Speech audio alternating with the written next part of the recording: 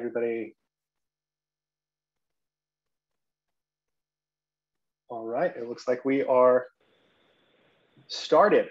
Hello, I am Brian Keller. I am the Public Policy and Voting Attorney at Disability Rights Tennessee.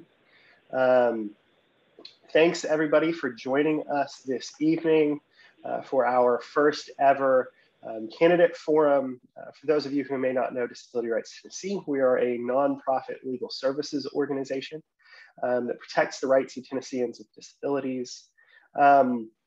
Candidates this evening will have 90 seconds for opening remarks and then 60 seconds to answer the 5 questions we have sent to them in advance.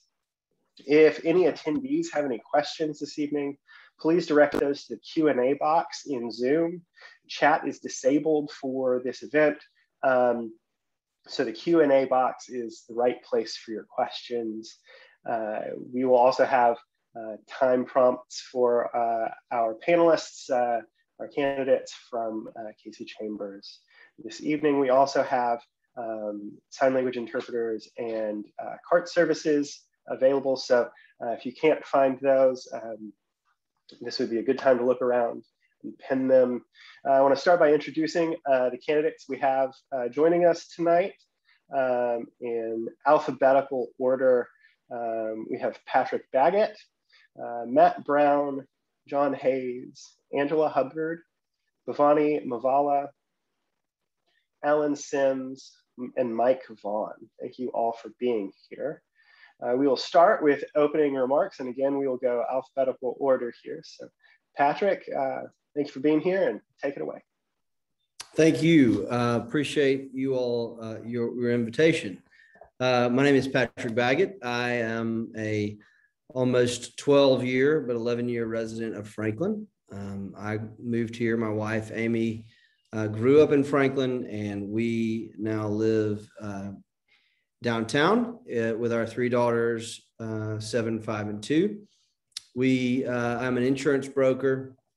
I also have worked in the nonprofit community through a variety of outlets, the Rotary Club, Franklin Noon Rotary, Franklin Tomorrow, Franklin's Charge, GraceWorks, the City of Franklin Sustainability Commission, and others. And I'm running because I believe we need consistent leadership. We need leadership that is focused on the future. I want to work and serve in this community as my children grow up and provide for them a Franklin that that everyone now enjoys and that my wife enjoyed growing up, a Franklin that we can be proud of, a Franklin for everyone. And yeah, really looking forward to the questions tonight. Short anecdote, but have been highly involved with groups like High Hopes, Brightstone, and others in our community, Waves. And so I really appreciate this chance to be very specific in our answers on issues for those in our community with disabilities. So this has been really, really nice. So thanks for the invitation. Thank you, Patrick. Next up, we have Matt. Matt Brown, take it away. You got it. Well, good evening, everybody. Likewise, thanks for having us here tonight. And also just thanks for all that you do. Like Patrick, I think this is a fantastic forum. Not that the media ones aren't great, but this feels very tangible and very specific. So thanks for hosting it. I'm a blessed husband of 21 years. I've got 3 teenagers, so very proud father of 3 teenagers. I'm a small business owner. I run a branding and marketing company focused on health and wellness, and an incubator launching health and technology companies here in Middle Tennessee. I'm a community volunteer, a former CEO. I served in the Army National Guard, and I'm a stakeholder at Church of the City. I've always shown my gratitude through service, probably much like all of you. From the time I enlisted in the Army at age 17 to my current work with numerous nonprofits, including Unite Williamson, Friends of Franklin Parks, Franklin Tomorrow, the African American Heritage Society. I've been blessed deeply by this city and to be involved in this community. And I have seen its spirit firsthand. You know, when you think about nonprofits, which I think are just the core of our community values, things like faith and family, hospitality, and loving your neighbor. thanks for having me. Thank you, Matt. Next, we have John Haynes, Haynes. I want to make sure I get that name right. John, take it away. Yes, thank you, Mr. Keller, and for everyone for the invitation. I am really excited to be here with you all tonight. This makes it feel real comfortable or at home. I even got my hair down tonight. I don't normally wear my hair down. But my name is John Haynes. I am a native, born and raised here in Franklin, graduated from Franklin High School in '73. I'm a pastor of Burns Tabernacle Church here in Franklin. I've been pastoring now for 22 years. I once ran an organization by the name of United Community Resource Foundation for about 8 years, and we dealt with underprivileged families and for affordable houses. We had a couple of houses built, and we rehabbed a few. Leadership Franklin, I'm an alumni of that. I work with the African American Heritage Foundation, just about all of them, Grace Work, all of them. I've been doing community work all my life, and that's one of the reasons why I'm running for alderman at large. I feel that we need a fresh look. We need some more diversity, and we need to let the whole entire community of Franklin to know that their voices will be heard, and we will listen to them. So I'm ready to go to work. I think that I can be a plus to the Board of Mayor and Aldermen, so I'm excited. Thank you for having me. Thank you, John. Really appreciate it. Next up, we are joined by Angela Hubbard. Angela, take it away. Hi, and thank you for having me as well. Angela Hubbard, running in Ward 2. I am a retired pilot from Delta Airlines. I retired early because of an autoimmune disease that affects my speech and mobility. So this gives me a unique perspective in this forum that I see things that from a disabled mobility person might see them. I am running because I think we have allowed our growth to outreach our infrastructure. I am running because I tell my daughter, who is 17, a senior at Renaissance, that we have to be and lead the changes that we want to see. And that is why I'm running. Wonderful. Thank you, Angela. Next, we have Bhavani Muvvala. Thanks for being here, Bhavani. Why don't you take it away? Sure. Thank you very much.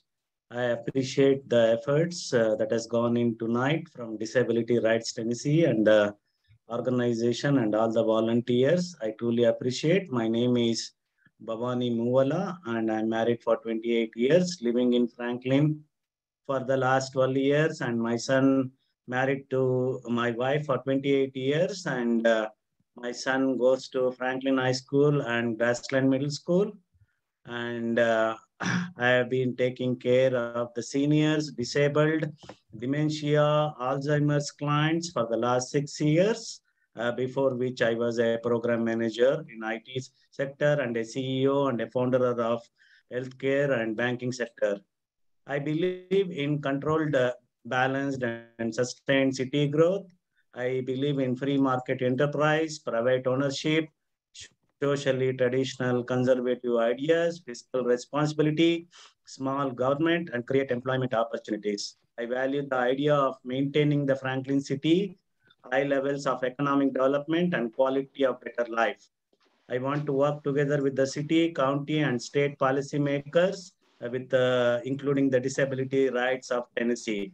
I want to be the servant of the public, would engage myself to reflect the values of family, work, progress, neighborhood, peace, freedom, equality, diversity, preservation of Franklin's culture, beauty, safety, work towards policies related to the fiscal responsibility, smart city growth, reduce taxes, and create more employment opportunities.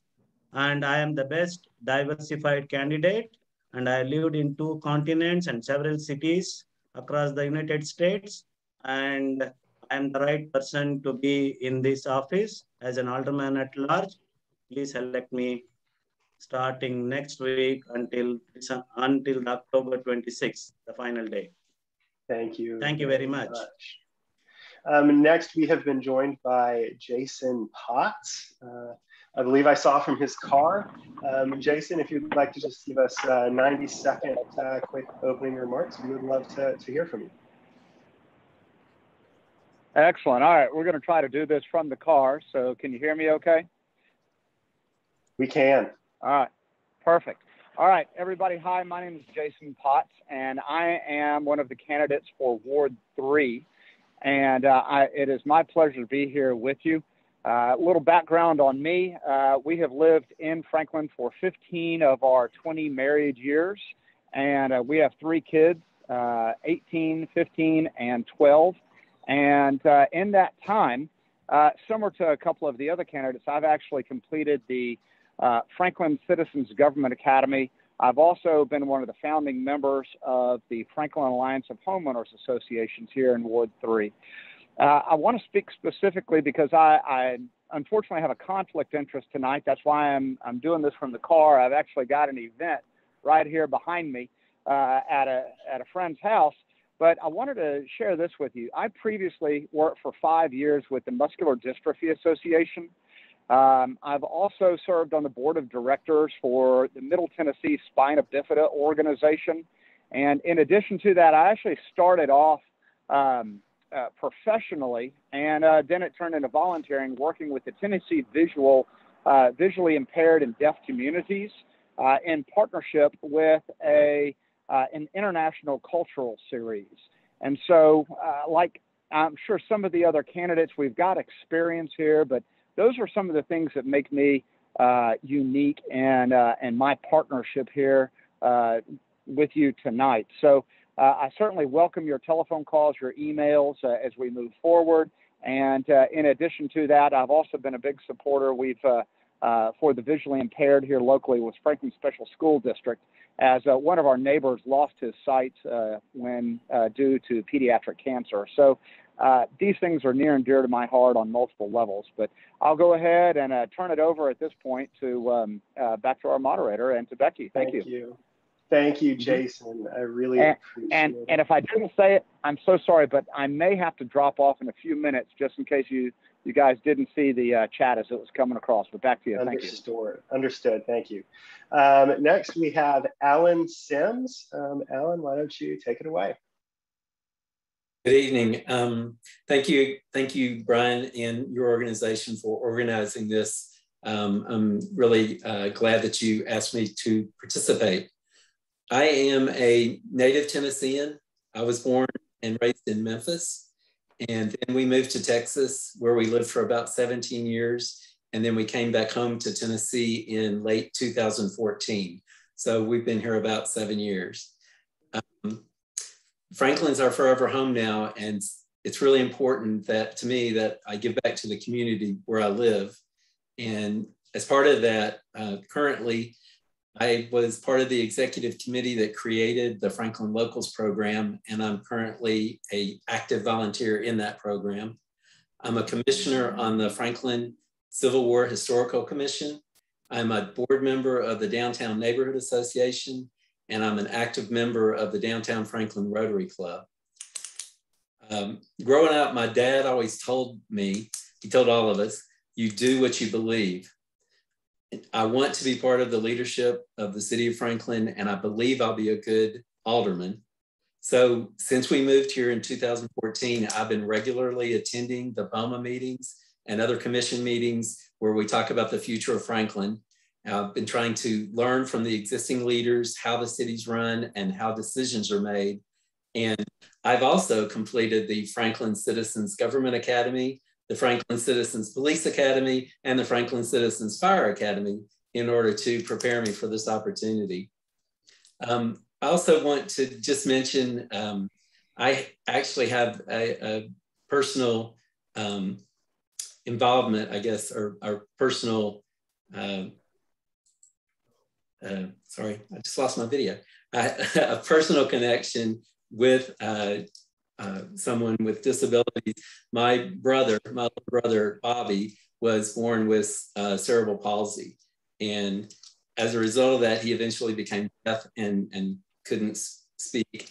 But this was a long time ago. So this was back in the 70s when he finished high school with honors. He went to high school and he finished with honors. He started working, or he had gone to another technical school to learn architecture and drawing. And he was excellent, even with his disability, but he couldn't find a job. Fortunately, the government had just started a program with the Postal Service where they were hiring handicapped individuals. And he was hired and he worked there. He was an outstanding employee. He actually won the Outstanding Handicapped Federal Employee of the Year Award for the Postal Service in 1978. Went up to Washington and they presented him with the plaque. I actually have it right here. Wonderful. Thank you so much I've kept for sharing, Alan. But Next up, we have Mike Vaughn. Mike, why don't you take it away? Hey, great. Can everybody hear me all right? You hear me good? All right, super. Well, thanks for having me, Disability Rights Tennessee. And, a little bit about myself, and I'll share my relationship to this important organization. I'm from Tennessee. Our family are 8 generations of Tennesseans on both sides of the grandparents. I'm a University of Tennessee graduate, University of Tennessee at Martin. I've lived in Franklin since 2003, in Middle Tennessee since 1987. I've had fortunately to have a lot of accomplishments that I've worked hard to achieve, such as having a international global management company that was based in China for 20 years. And I'm currently the CEO of a life sciences company. But more importantly to this subject, because we only have a certain amount of time, I grew up, one of the daily jobs I had, and it was, I don't get to share this very often, was I took care of 2 children that had cystic fibrosis. So I would come home from junior high at 9 o'clock, at 9 years old, and not junior high, elementary school at 9 years old. Then until I was 16, my daily job was taking care of 2 kids that had CF, and they were the next door neighbors. Sadly, the first 2 funerals I ever went to. And then moreover, our daughter had a disability growing up. And so I became very familiar with IEP plans and the lack of support that exists in the school systems and designed IEP programs for children with special needs. But I'm happy that our daughter went through that, got into Western Kentucky, graduated, and now has a job. And she's been very active in Young Life Capernaum. So I've lived it. That's an important topic that you guys are on, and I'll support that if I'm the mayor, not the mayor, the alderman for our Ward 2. So thanks a lot. Wonderful. Thank you so much. And last but certainly not least, we have Elizabeth Wanchack. Elizabeth, did I get your last name right? I want to make sure I got pretty close, Wanczak, and I apologize. I seem to have been having technical difficulties this evening, so I am having to come in through my cell phone, and I apologize if it acts a little wacky. We are grateful to have you. Why don't you give us about 90 seconds of opening remarks? Well, thank you all so much for having me, and I so appreciate Disability Rights Tennessee hosting this very important forum this evening. I am a 12-year resident of Franklin. My husband, Nick, and I moved here in 2009 when he was active duty in the Army, and we have lived in the Spencer Hall neighborhood of Ward 4 that entire time. I'm a mom of 2 young children and the daughter of a woman who had a 24-year battle with Parkinson's disease. And that experience opened my eyes to what lived experience is for with people with disabilities. And this this whole cause is so near and dear to my heart. I have served for 4 years on the City of Franklin Housing Commission and had the honor to chair it for 2. And so issues like affordable workforce attainable housing are very near and dear to my heart. And I know that is a strong concern for many people in this very vital community. And I am a very active member of Christ United Methodist Church here in Franklin. And giving back to the community and having the opportunity to potentially serve my neighbor in this capacity is a true honor. And I really am truly privileged to be here this evening. Wonderful. Thank you so much, Elizabeth. We will start with our questions. Again, 60 seconds, candidates for the answers to these questions. If you can't see Casey Chambers, I recommend you take a second to scroll through and find her video on the top bar there. She's offering you some nice time cues. So our first question, and we are going to start again with Patrick here. Our first question is, how do you plan to include people with disabilities in your work as City of Franklin aldermen? I think most of you have mentioned ways, connections you have with the disability community. I never cease to be amazed at how many folks have connections to our community. It makes my job a whole lot easier to start conversations. So how do you plan to involve our community in your work? Patrick, go for it. Thank you. So appreciate the question. And so it's vital. I think one thing I've learned in this process is that the way to get things done in the city and in any advocacy for a point of view is to have the citizens engage in the public process. And so when people show up, when people demonstrate and speak up, I think that is to me, it moves the needle. And so on so many issues. So I thought a lot about this since I received the questions and spoke with some of our local organizations that specifically work with adults with disabilities. And I think it'd be really neat to have a regular calendared meeting, throughout the year, depending on the organizations and when they felt like it was appropriate. But to have where we brought in our various adults and children, families, who have a variety of needs related to whatever disability they might have or have in their family. And let's let them speak up on the issues that are of most concern to them, and have a forum at a regular board meeting, expose the members of the Board of Mayor and Aldermen and also the community to the issues that are important to them. But having a section on an agenda would not be hard to do. But I think it would go a long way to provide a voice and a meaningful voice. So thank you. I see the stop sign. Thank you. Thank you very much. I appreciate you being on top of your time there. We'll move along. Same question to Matt Brown. How do you plan to involve people with disabilities in your work if you're elected? Yeah. Well, having people engaged is incredible. The challenge with having people engaged in the city process is that processes and meetings are sometimes, there actually can be a hardship on people. And so what ends up happening is when people are trying to get civically involved or engaged, and there's set meetings or set times or set processes, what it leads to is a group of people feeling fragmented in their civic involvement, which is really unfortunate because you feel like you only get to play in certain places. In my career, so I actually am a professional focus group moderator. Our business here on Main Street in downtown Franklin, we have our own focus group, two-way mirror here. I have traveled the country doing healthcare focus groups with just about every possible condition and disease state in healthcare and families. And I think it'd be great to actually go out and welcome the opportunity to sit down and do those, do groups and actually understand what are the priorities, what are the perceptions, what's the insight that we need to create better opportunities for intentional engagement and engagement that actually overlaps and isn't fragmented. That would be my goal as alderman. Wonderful. Thank you very much. We move on next to John Haynes. John, how do you plan to get people involved? Well, I think the two gentlemen that just previously spoke, they were all off in my head about how we could go to make this Disability Rights Association be more noticeable. I worked 30 years at Vanderbilt University Medical Center. 15 years I was in the ER. Then I spent a couple of years, 4 years, I think, in cardiology. My last 10 years was in neurology. So I had a lot of hands-on with a lot of the doctors that worked with Parkinson, Hutchinson's, stroke victim, all of those types of things.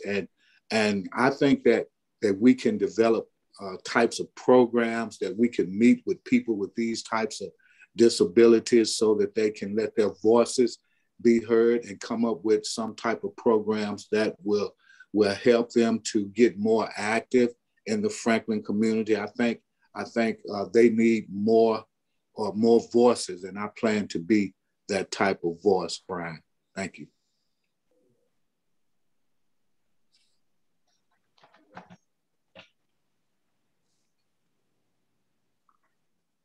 Did I do something wrong? Oh, that was me. I did the whole thing, but I was muted. I apologize.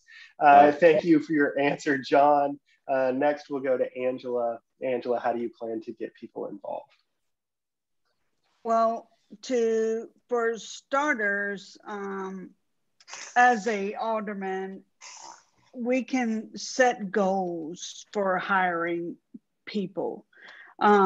Every person that wants to work should be able to work regardless of their disabilities.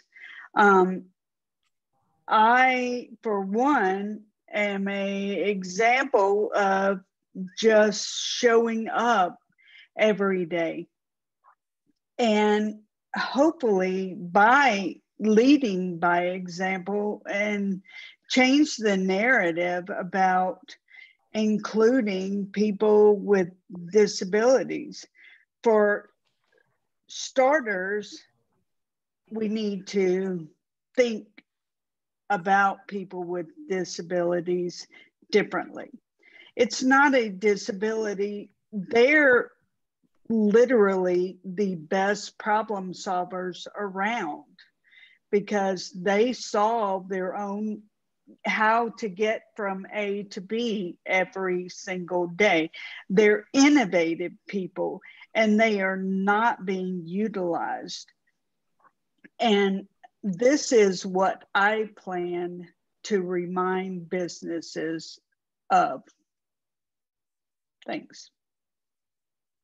That was some pretty impressive timing, Angela. Thank you for your answer. Next, we will move to Bhavani. Bhavani, how do you plan to get people involved in your work? So currently, as I'm running a small business, which I mentioned, I take care of dementia, Alzheimer's, seniors, disabled. I have also employed a few people who are my employees who are disabled, and they do a pretty good job. And again, you know, ADA requires that public and government facilities, cities and towns, educational institutions, employers, and service providers make reasonable accommodation to serve people with the disabilities. Reasonable accommodation means making changes that don't cause unreasonable hardship to the party, making them or to others. The party deals with students, customers, employees, program parts. So I involve them, whether it is wheelchair accessible restaurants or grocery stores, recreation, park access, city walkability, accessible buildings or accessible homes. Any policies related to this, I will be involving every citizen. And my motto for this is Franklin is for all, immaterial of age, gender, color, sex, and whether and disabilities also included in that. So I respect everyone. I try to protect everyone, and I also try to create employment for them, and I also include them in my policies. Thank you very much, Bhavani. Next, we will go to Alan. Alan, how do you plan to get people involved in your work?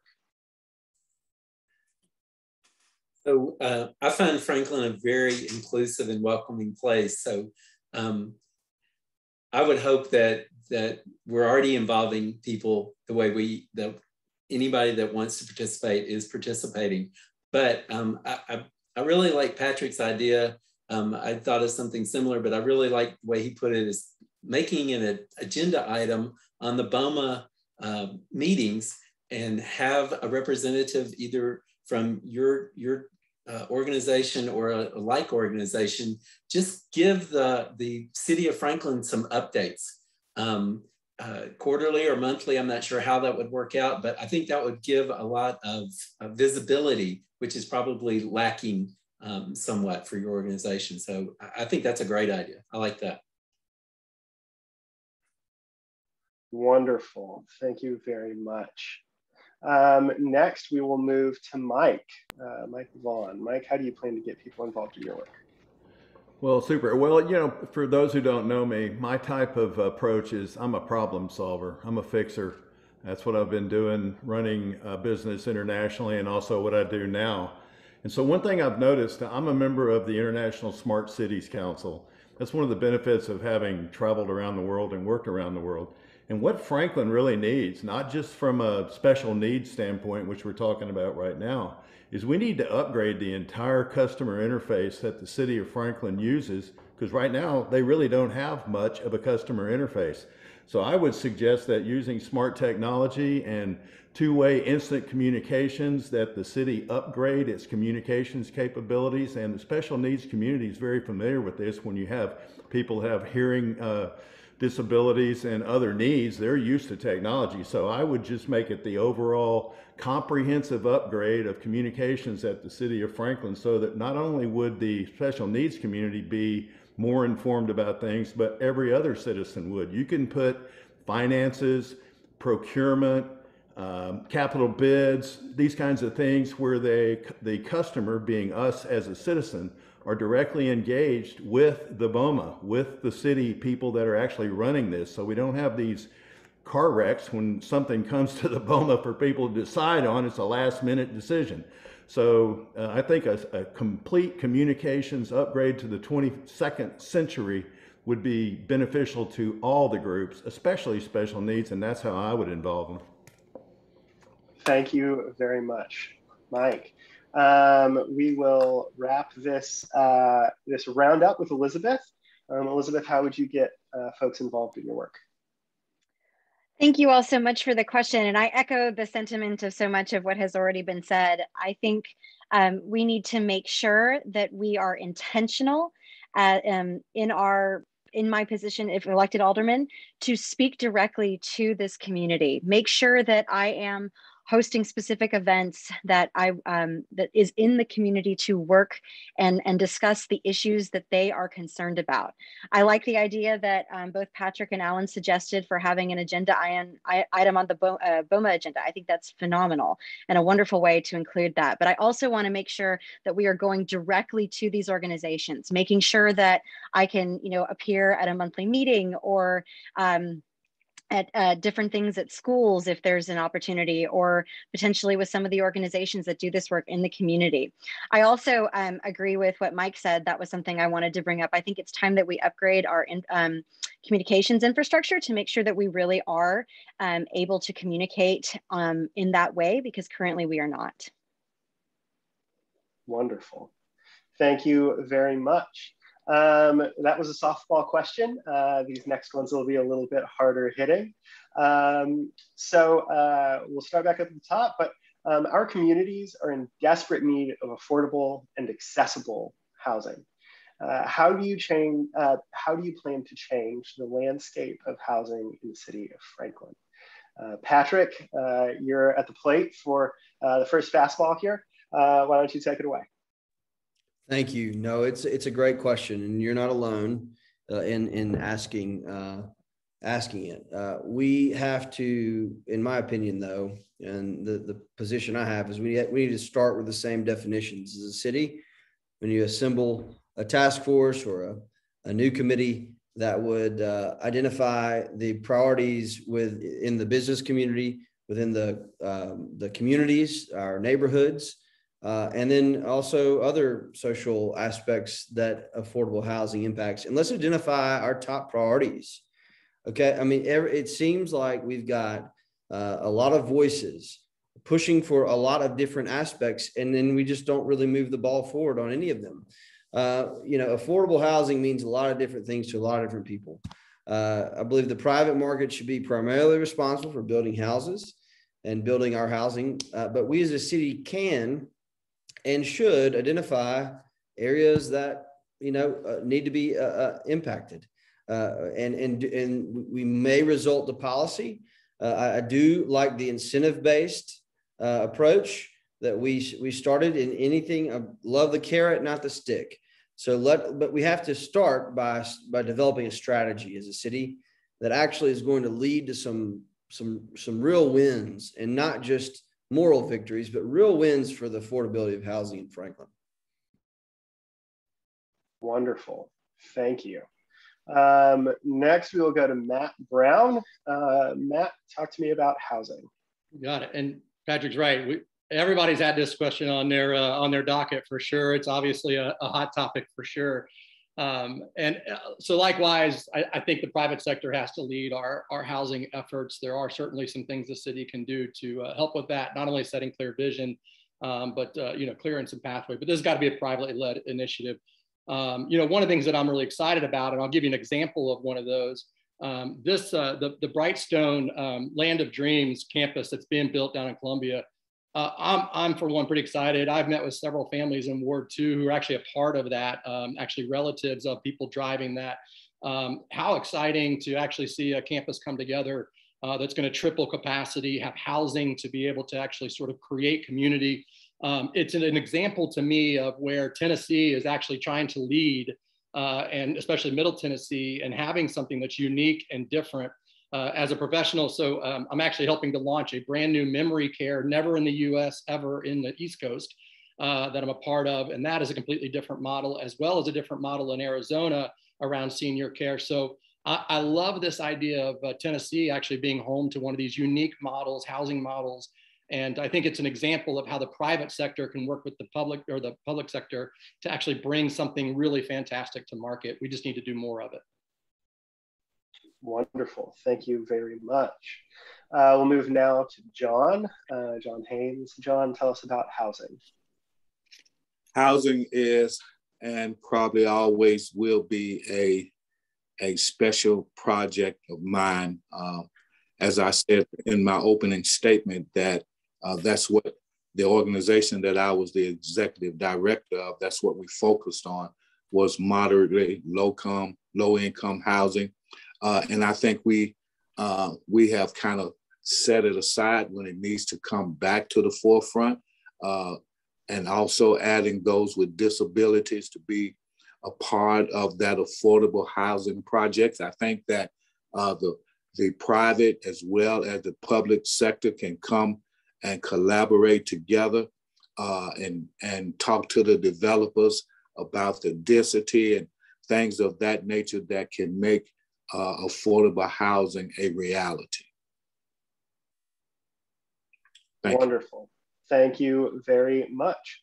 We'll move now to Angela Hubbard. Angela, talk to us about housing. Well, we do have an affordability problem here in Franklin.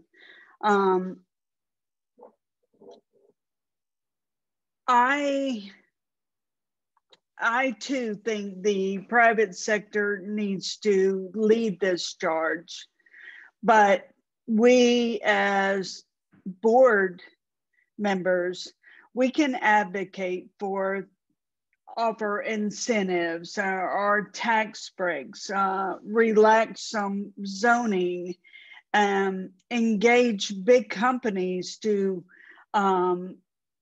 help partner with affordable housing for their own employees.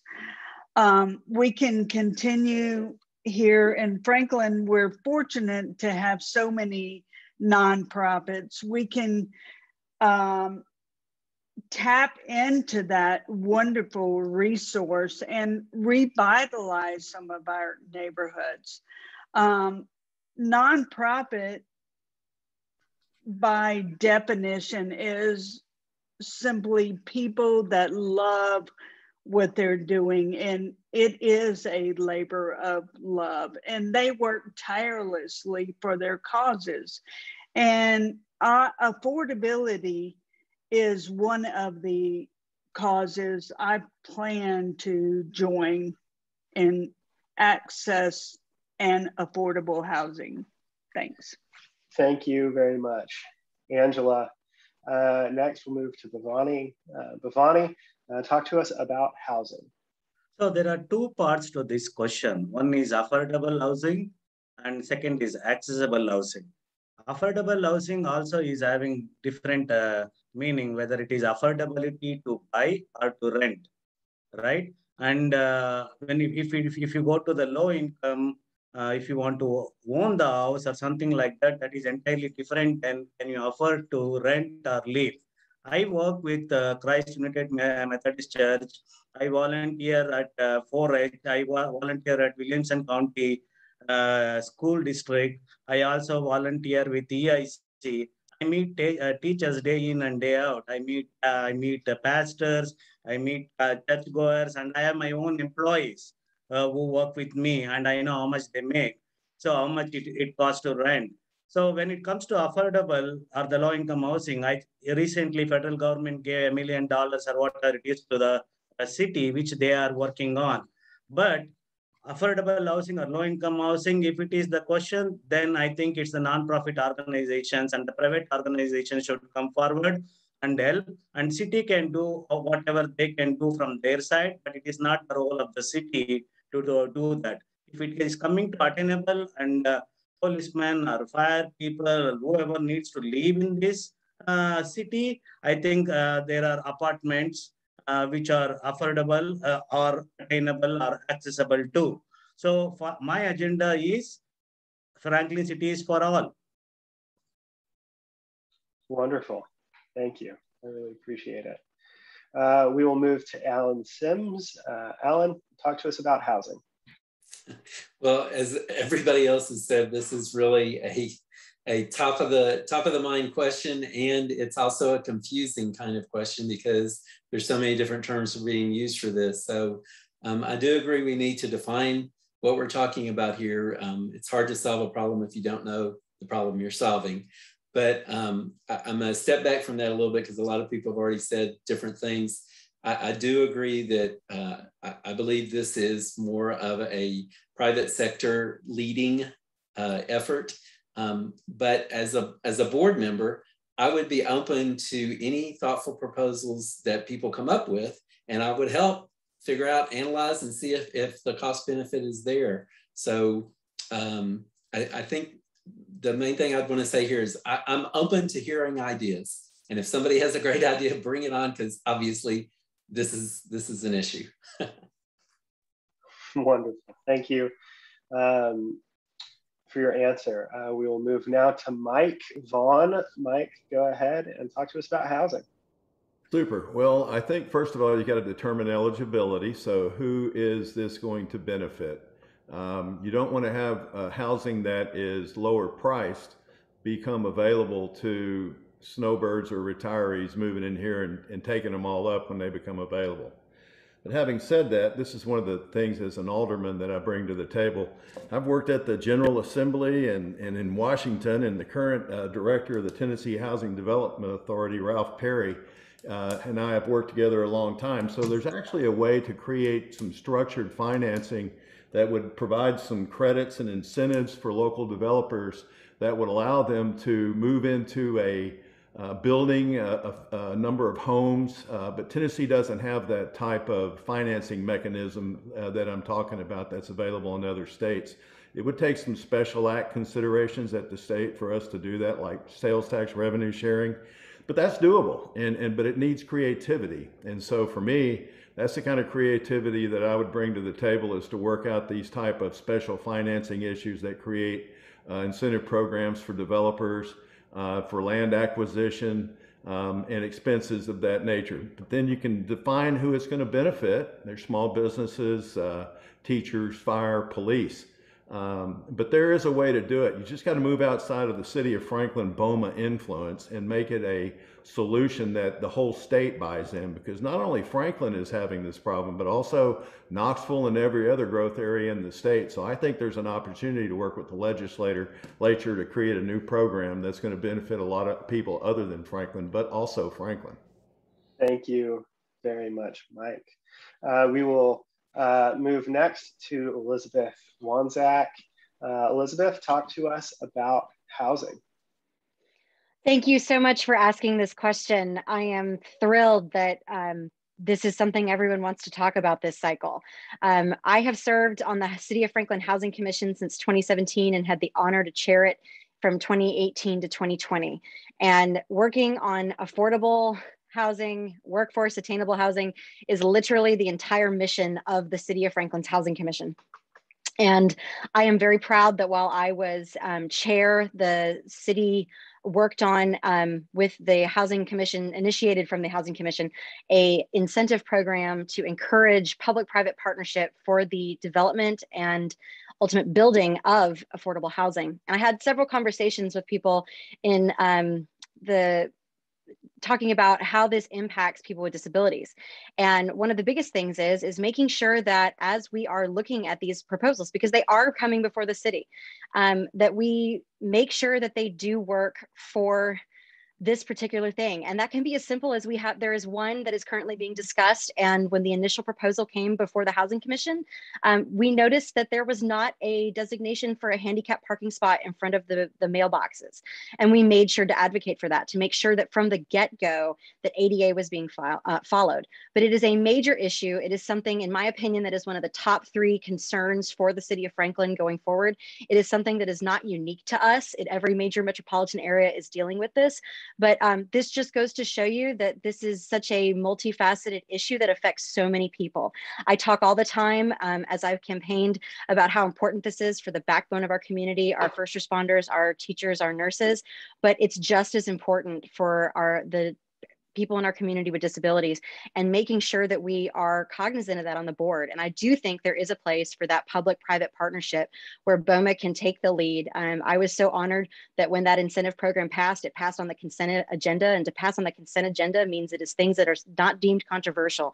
So we know this is important, and I definitely want to continue that work if elected to BOMA. Thank you, Elizabeth. The state of Tennessee is an employment-first state. Governor Lee's office defines this as real jobs, real wages. How will you help connect people with disabilities and businesses in Franklin to support employment opportunities for people with disabilities? And we'll start with Patrick Baggett. Patrick, go ahead. Yeah, this is a great question. And I do know folks, even on the governor's staff, that have worked on this initiative that have family members with disability. This is very near and dear to his heart, I know. But this program really, I mean, it comes back to how can we impact Franklin? And we have some great nonprofits here locally that are working on this. Waves, Brightstone, among others, High Hopes for children and up to teenage years. But we've got to come alongside those and work with our Chamber of Commerce, who I know would be open to this, and work with these organizations that are already doing it. And really the thing in encouraging folks, I know the organizations, the businesses here locally who are intentional about hiring folks with disabilities. And I support, and you tend to go to those places, right? Because they're doing the things that you know, and we have to do that. We have to support the businesses that support those with disabilities by hiring and making that more well-known and encouraging others to hop on board and be intentional is something that I definitely would do, along with these partners that already exist in the community. And anything the city could do to assist, obviously would extend those resources and support. Sometimes that's just communication, and would be open to that. Thank you, Patrick. We'll move now to Matt Brown. Matt, talk to us about employment. Yeah, well, one of the things I'll definitely echo is that this community, just the nonprofits and the core values in this community, it's one of the things I love about this place. And I have lived other places, and I will tell you that businesses are not don't easily engage unless they're forced to or asked to, or they do what they need to do.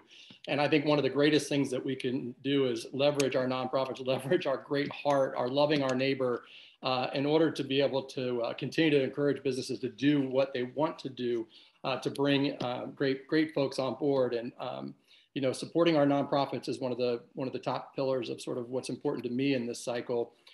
You know, what I would say is, you know, hard for, you know, at a level of BOMA, what can we really do? I think one of the biggest things that we can do as public figures is to be the example. So beyond supporting nonprofits, beyond encouraging that kind of behavior and talking to businesses, I think being able to exemplify the behaviors that we want to see in others in our community, right? Doing our part, facilitating, encouraging collaboration, knowledge sharing, relationship building, shared goals, and most importantly, probably celebrating success. Like, I think those are the things that as public figures, we need to be doing those things and setting the tone for what this community really is all about. Wonderful, thank you. John Haynes, talk to us a little bit about employment. Wow, it seems like, you know, we all are pretty much on the same page when we talk about being equal. I think it's so vitally important that we would once again bring those that are disabled to the forefront. I heard somebody say earlier that a lot of those that are disabled are the ones that can solve some of our hardest problems. We just have to give them a chance, have to give them an opportunity. And as being a part of the board, I would try to do as much as I can to bring those opportunities to the forefront, acknowledging those nonprofits that we have so many times mentioned. We have to work in collaboration to be able to make it work. Can't do it by ourselves. We have to do it together. Thank you. Thank you, John, for your response. Really appreciate it. We'll move next to Angela. Angela Hubbard, tell us about employment. Well, for me, we need to focus on helping people with disabilities, first and foremost, keep moving forward.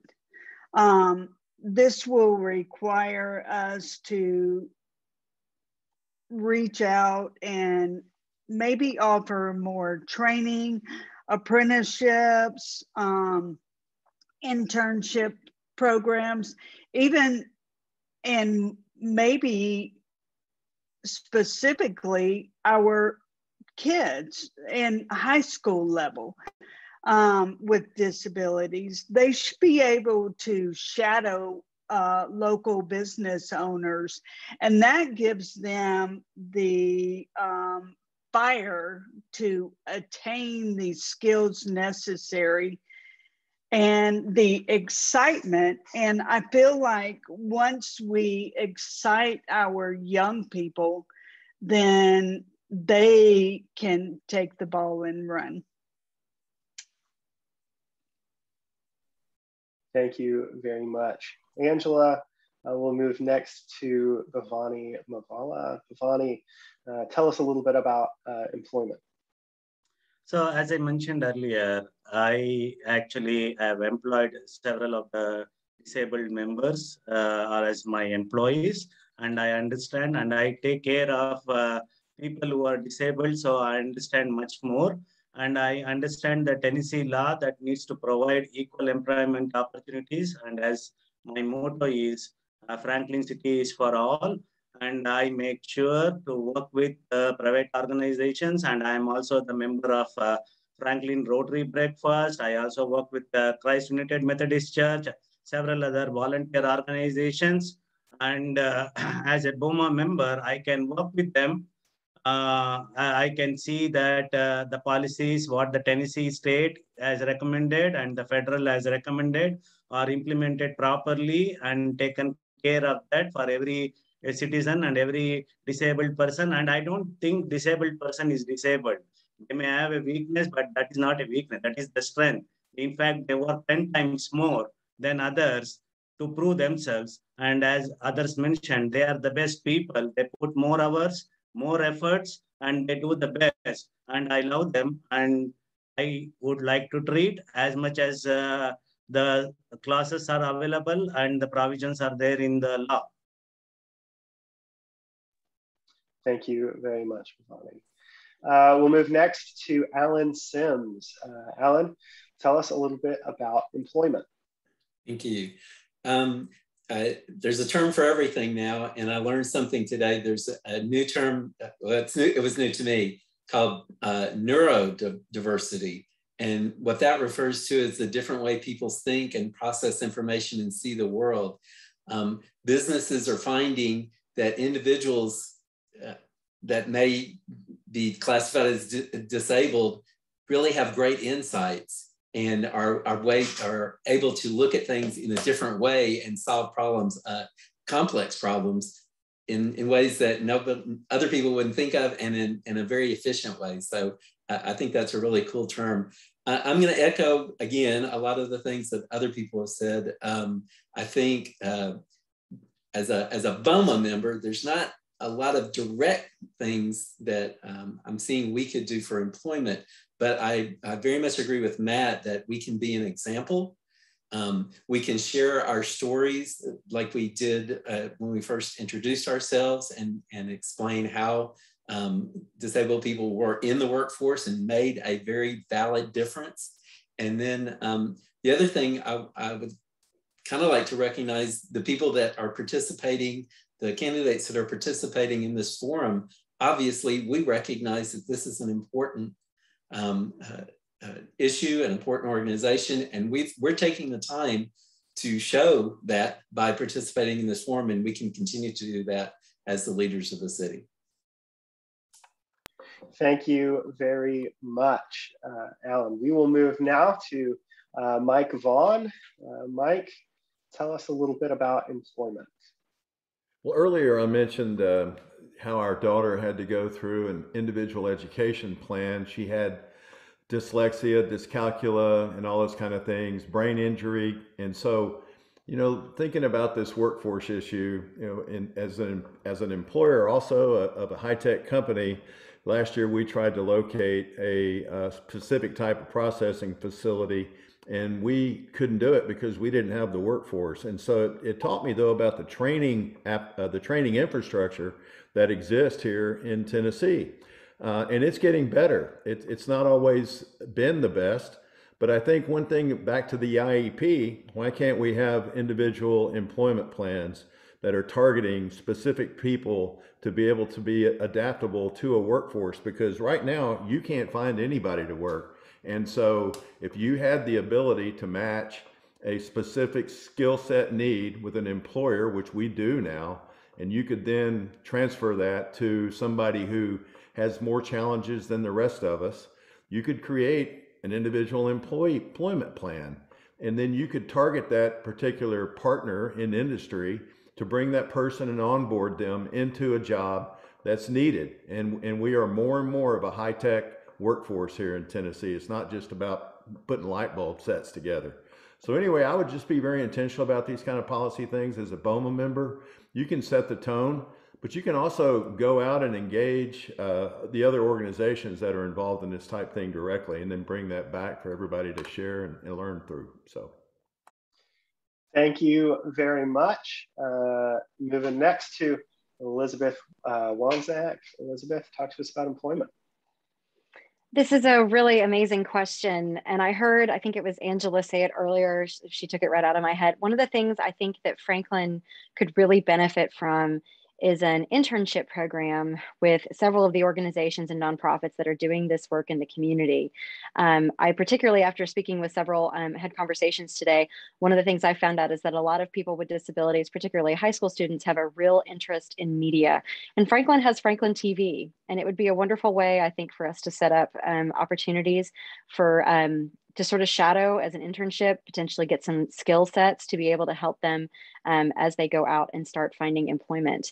I also think just making sure that we continue to be the equal opportunity employer that we are. BOMA sets the tone for that. And so making sure that We encourage continually our excellent city staff to continue to really find candidates that can bring their gifts to the city.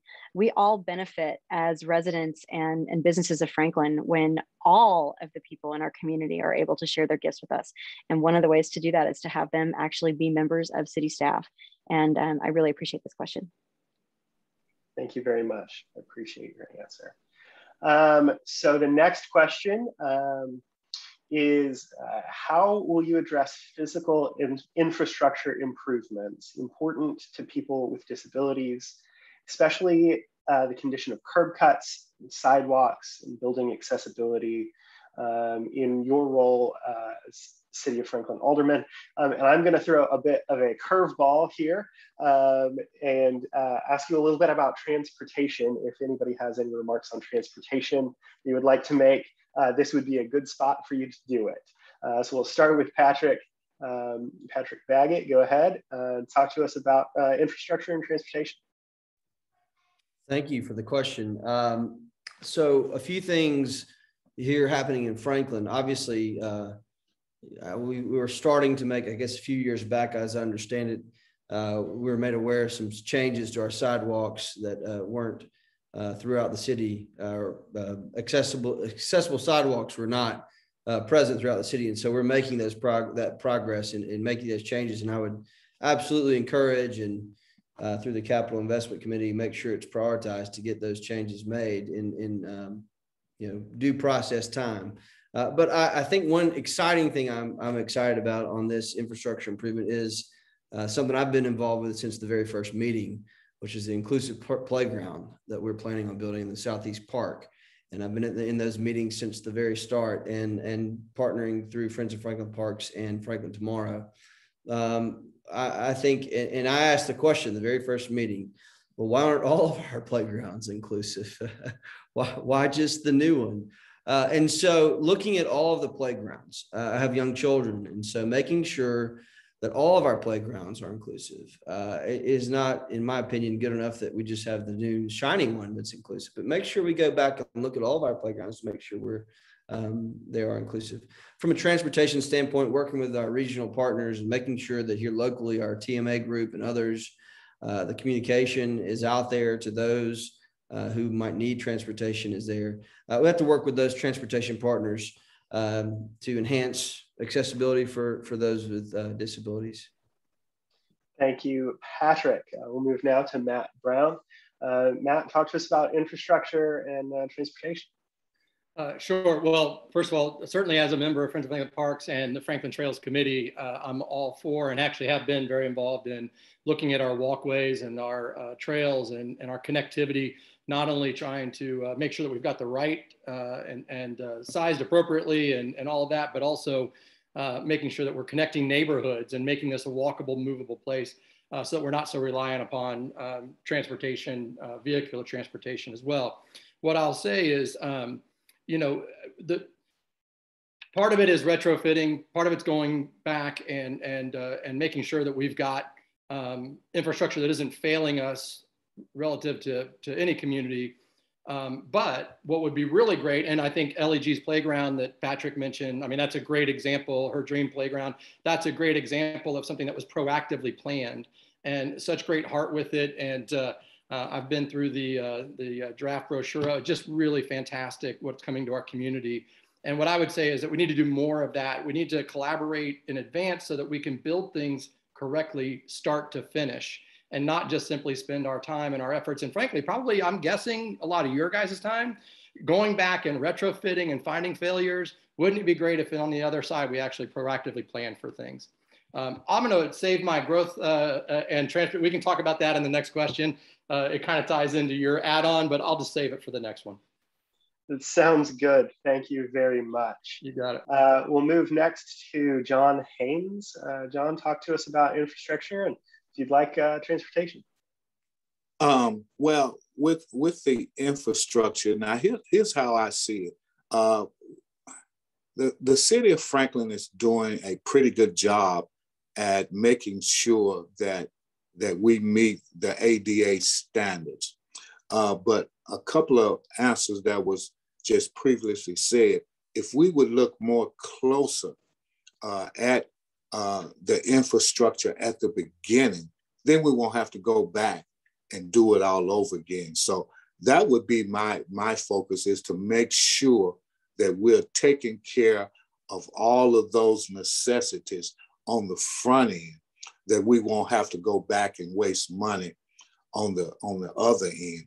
So, and that's the same way with transportation. I think transportation for disabled are working pretty good. I see a lot of it happening. So I would just be encouraging to continue to do such. Thank you. Thank you very much. We'll move now to Angela Hubbard. Angela, talk to us about infrastructure and if you'd like, transportation. Sure.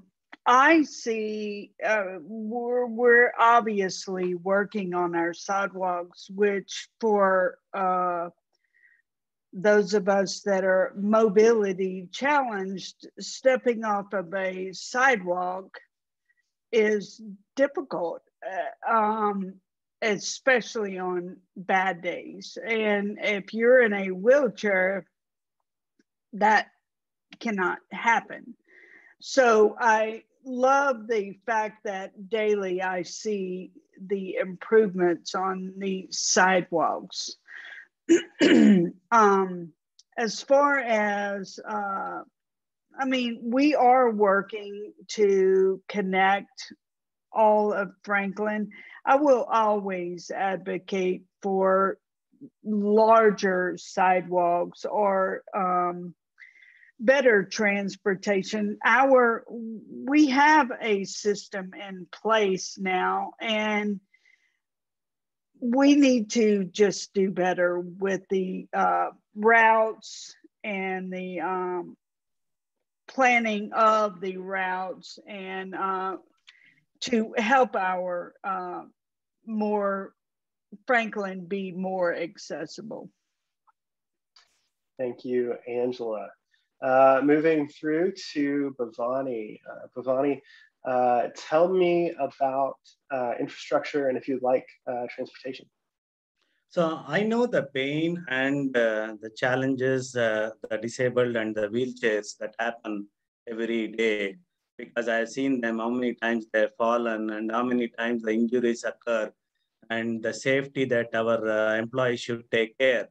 And if you look into the Franklin city, right, maybe the new extensions, new infrastructures that is coming up, new layouts that is coming up, they may have the sidewalks, but not everywhere. We live in Jackson Lake, and we live only 2.5 miles to Franklin City School, high school, and my son even can't go in the bicycle. We don't have the sidewalks. We don't have the proper bike lanes. Imagine if my son cannot do, or I can't ride the bicycle, how can a wheelchair person from Jackson Lake can go on the Franklin road or to the Franklin High School or even to the downtown? We can't go. I think we need a lot of infrastructure inside the city for the sidewalks and the wheelchair accessibility, whether it is cupboards or the repair sidewalks or restaurant tables or accessible living or accessible public toilets or transportation. We need a lot of improvement. Like how Angela was mentioning, the transport system might be there, but it is not so efficient currently. I think there are so many opportunities to improve. Thank you very much. I really appreciate your response. We will move through to Alan Sims. Alan, tell us a little about infrastructure and if you like transportation. Okay, thank you, Brian. I'm going to, again, echo some comments from the earlier folks, but Franklin is incorporating ADA standards as we improve things. And so I think the city is doing a good job of directing that and encouraging that. And then any additional ADA requirements, we're going back and retrofitting, as other people have mentioned. We do have a lot of older infrastructure in town, and we do need to be able to address those problems. So I think overall, I think Franklin's doing a good job of approaching this problem and addressing it as we are making improvements.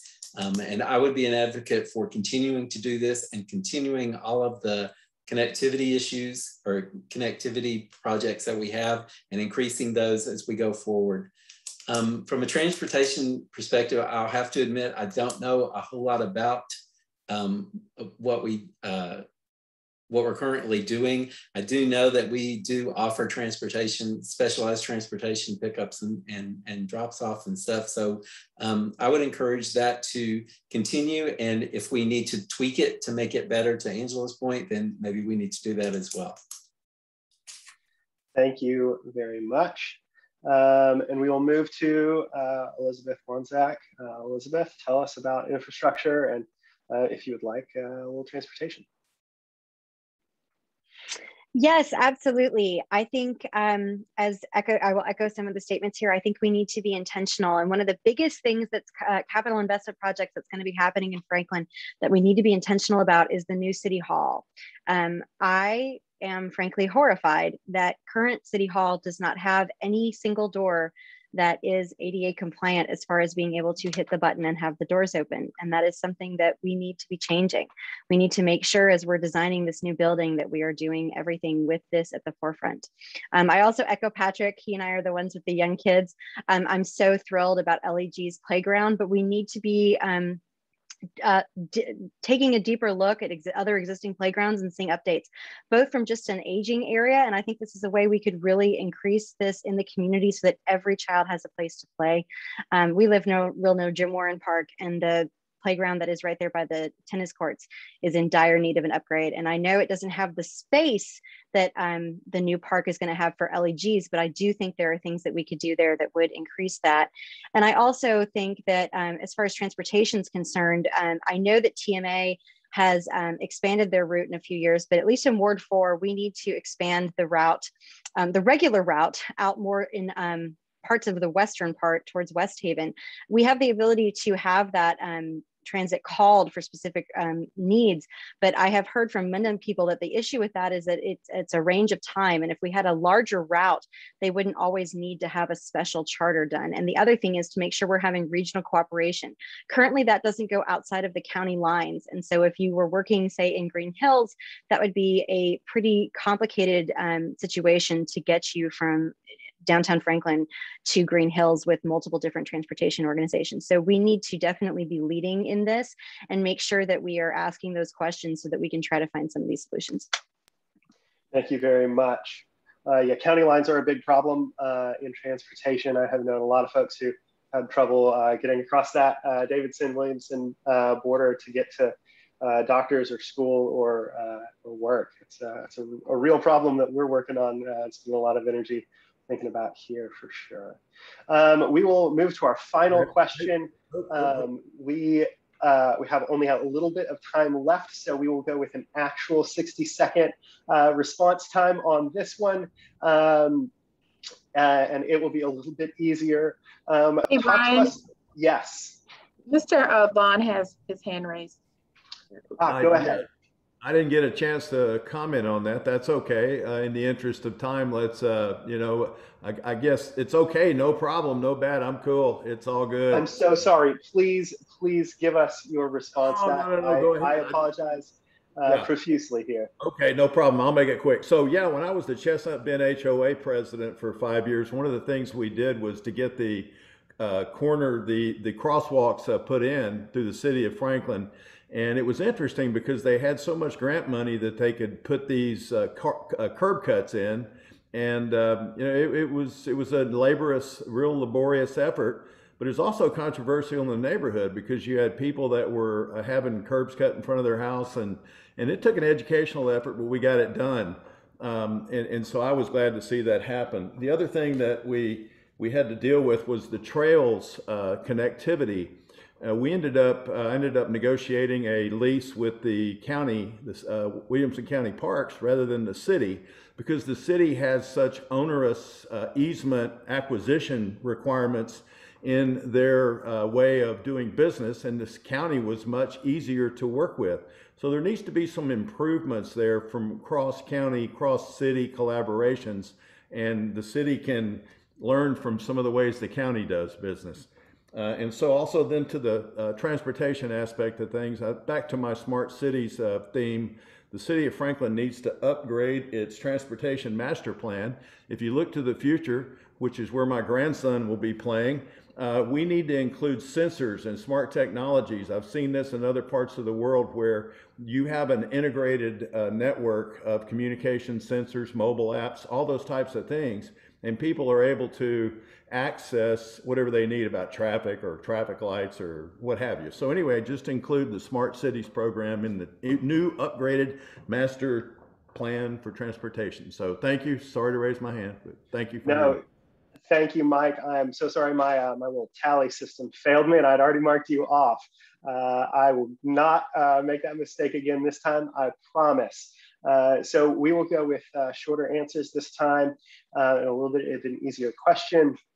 Talk to us about your goals to balance growth, density, affordability, community culture, and community values in the city of Franklin.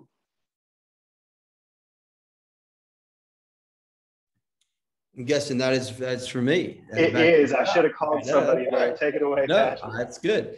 My goals, I think everyone's goals are to balance it all, right? I think that's the goal, and it's the hard part. It's really hard.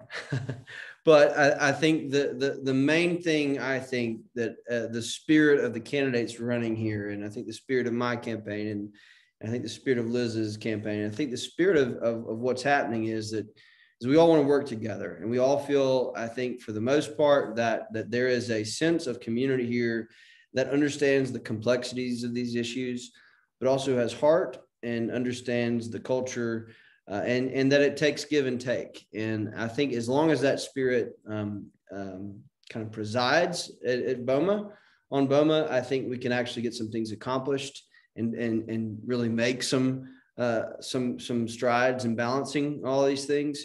It's not going to be easy, but it does take that spirit of community and that spirit of understanding and respect that I hopefully that all these candidates will continue to embrace.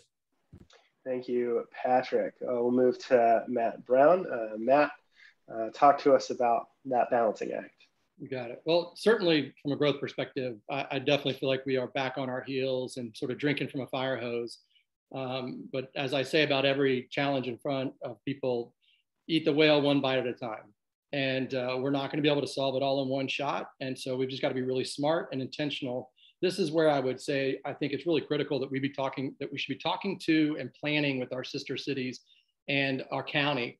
I think the reality is we're not going to be able to build anything quickly, and our infrastructure wouldn't support a whole lot more. And so if 65% of the people are living in the county and driving into Franklin, we need to work with our partners in the county to figure out how best to solve this problem together. And that strategic planning, in my understanding, has not happened in 3 years across those groups. So I would welcome the opportunity to do so. Thank you very much, Matt. We'll move next to John Haynes. John, tell us a little bit about that Community Balancing Act. Well, yeah, as everybody else said, we're pretty much on the same page that, you know, the balancing is the problem, the density, the affordable housing, all of that are issues that needs to be dealt with.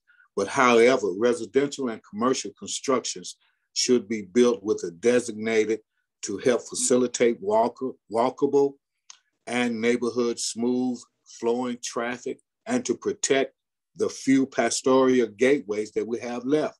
The first step to balancing, I think, is community culture and community values.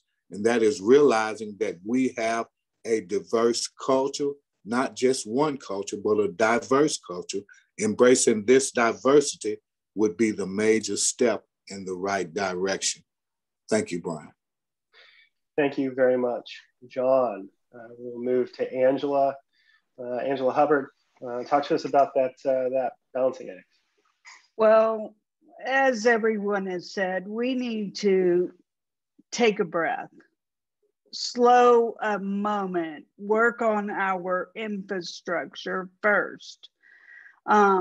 We need flooding to be addressed. We need our roads to be ready for growth before we allow more growth. If we can slow down and focus and figure out how to work together, we can have slow, sustainable growth and continuously be prosperous. And if we can manage that, we can keep the feeling of that we all love about Franklin. Thank you, Angela. We will move to Bhavani Muvvala. Bhavani, talk to us about that Community Balancing Act. So I strongly believe in controlled, balanced, and sustained city growth. And my dream and my vision is Franklin for all. And in order for all, we don't want to lose the Franklin culture or the diversity, preservation, the culture, the beauty and safety that we provide to our citizens. And while doing that, I would also make sure that the sewage, the flooding, the clean drinking water, preservation, transportation, roads and traffic, consumption, all this needs to be worked. So this can be worked with the neighboring cities, with the county and the state, wherever it is required. And I am for the smart city growth so that we can have interconnectivity between the cities and all the counties, and we have accessibility for all the parks, and we have equal transportation and accessible transportation to everyone. Thank you very much, Bhavani. We will move next to Alan Sims. Alan, talk to us about that Balancing Act. Thank you, Brian. So I'm gonna echo comments again, but I think Matt really hit it on the head. We have to involve our other partners in this county, the other cities and the county government, as well as potentially the state government in all of our plans as we go forward. And then I'm gonna touch on something that maybe not everyone else touched on, but preservation is really important to me. 40 years, it's taken 40 years of preservation for us to get to the Franklin that we have today and that we all delight in. And so I would want to make sure that we do not forget that and that we include a distinct and actual hard thoughtfulness and dedication to our past as we plan for our future going forward, because we really don't want to lose what makes Franklin special as we grow. Thank you. Thank you very much. I'm not going to miss you this time, Mike. Mike Vaughn, talk to us about that Balancing Act. Well, Tennessee values are what built Franklin, and I define those as courage, faith, and vision. Those are three pillars of our culture as a Tennessee native and somebody who's had family here and kids here. I know that it takes courage and faith and vision to move ahead. But you also can't forget about the past, the recent past, and some of the recent Bowman decisions are going to impact us in that they might cause us to have to consider raising taxes. For example, the water plant that was put in on the Harpeth River was totally unnecessary. We buy our river from the Harpeth Valley River supplier. It comes off the Cumberland. We didn't have to invest in that water plant. Now you're looking at Ladd Park, where the city's talking about putting in a deep well injection sewer treatment plant for the growth that's taking place on the south. So we're paying exorbitant sewer and water rates, and we've got to fix these finances, which is a micro detail. But we are going to start having to pay attention to the decisions that were made in the past because they're impacting us now, which will take courage, faith, and vision to overcome. So, thank you, Mike. We will move now to Elizabeth Wanczak. Elizabeth, talk to us about that Community Balancing Act.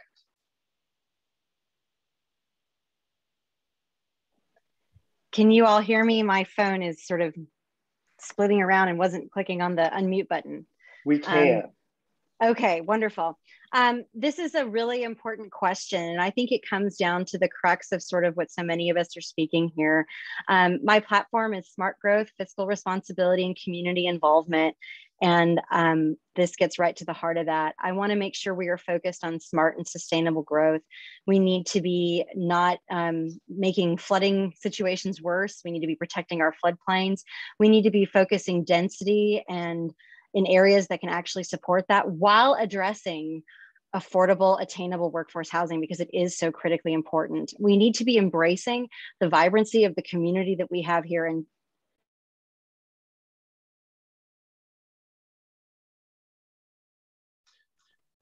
can you hear me now? Sorry, yes. My phone is totally messing up right now. We need to be embracing the vibrancy of the community that we have here and making sure that we are celebrating it while keeping, you know, the culture and the particularly the uniqueness that is Franklin. We always talk about there are ways to find Franklin solutions for these problems, and I firmly believe that is the case. Thank you very much. I want to say a special thank you to all of the candidates who joined us this evening. This is our first candidate forum, so thank you for helping us grow as an organization to have more of these conversations, to float more of the issues that really matter to us to the surface in elections.